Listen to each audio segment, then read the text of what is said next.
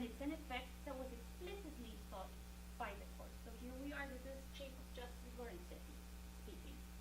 Yes, we the court are stirring the debate, and it is a good thing. Our role is to stir the debate. Our duty is to preserve the rights of the citizens. Society must discuss how it will address its problems, and there you apply all the majoritarian criteria. Parliament election. What is key to democratic dialogue is that high courts introduce topics into the public agenda.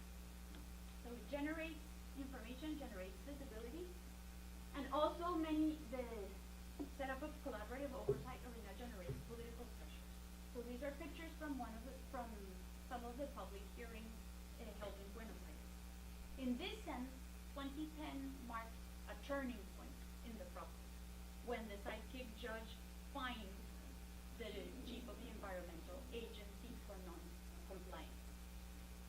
And it fined him in the context of one of these public hearings. So formally, the hearing is a monitoring mechanism, which due to its scope and public nature seeks to foster accountability in assessing compliance. But informally, it's sort of also a social control mechanism. It puts the target of the decision in the spotlight, on the record, and in public. The court uses the hearings to gather information, but also to publicize its work. And how does the court use this information internally?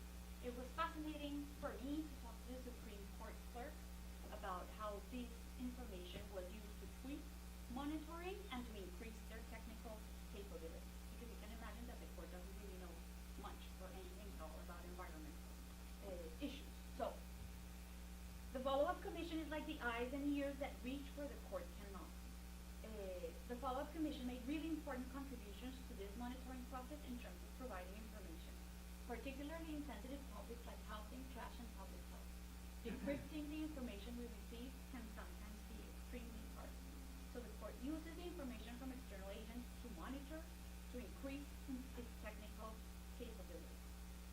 And one of the other interesting sort of processes that we witness in the context of the collaborative oversight arena is the tweaking of policy. Sort of an iterative dialogue in which the different actors involved can participate in the creation of policy. A good example is the relocations of thousands of families to clear up the riverbank.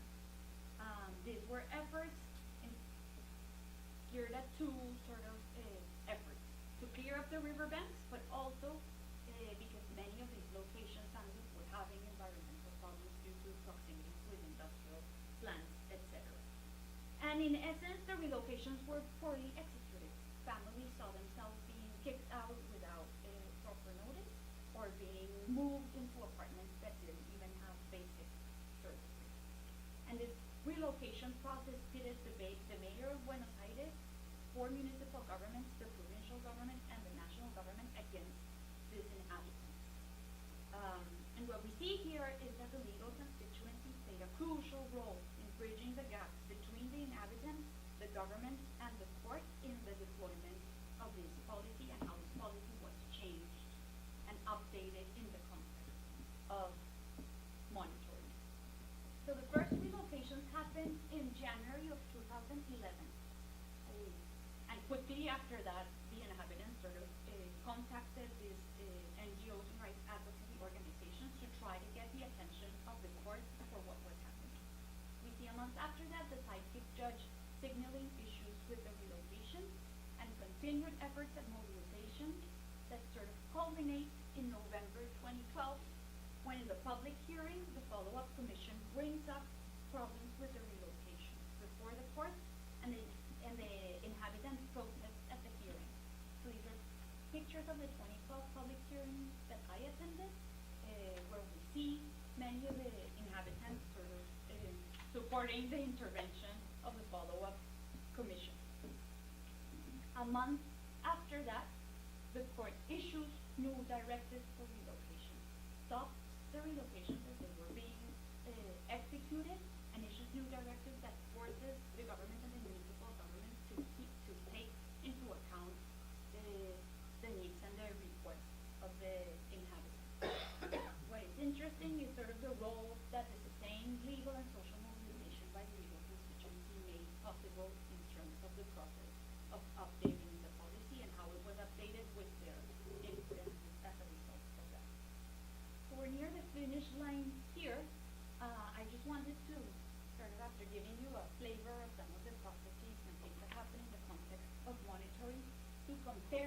very briefly to another one of the cases that I studied. That is an interesting contrast because it is a case where there's no oversight, a less dense legal constituency, and what types of differences we observe in terms of some of the impacts. I'm interested sort of in drawing your attention to two issues. First, the lack of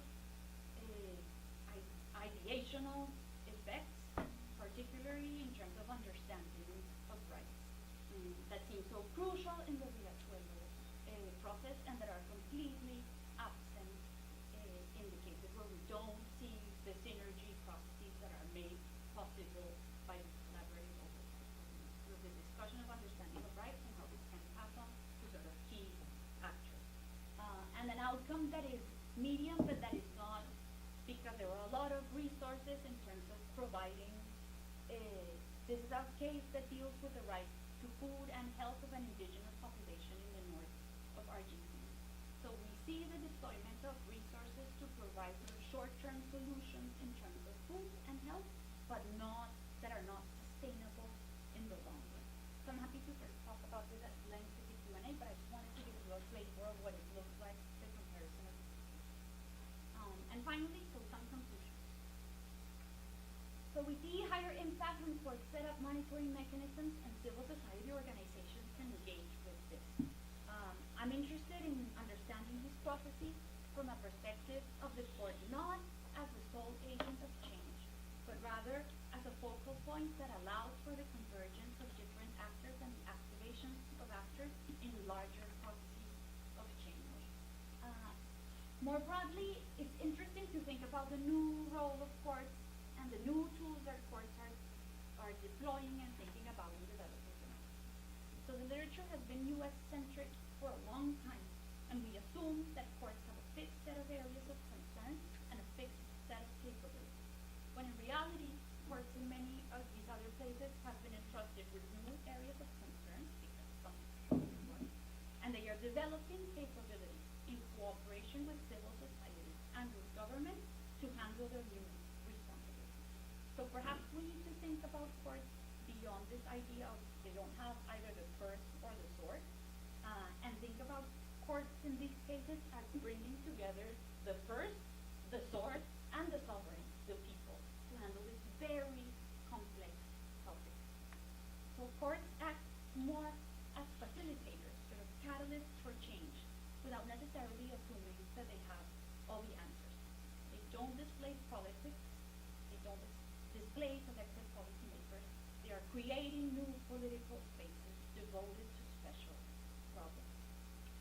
This should address, or at the very least lead for a very interesting discussion with those people who are concerned at seeing courts becoming too involved in public policy because it is taking us to a juristocracy. So it's not really a juristocracy, it's the court enhancing accountability and responsiveness on issues that the Constitution itself has identified as priorities. And so I think it's an interesting process in terms of these democracies. Governments and bureaucrats have to give reasons, they have to respond to demands, and they have to address long-standing crises in the public eye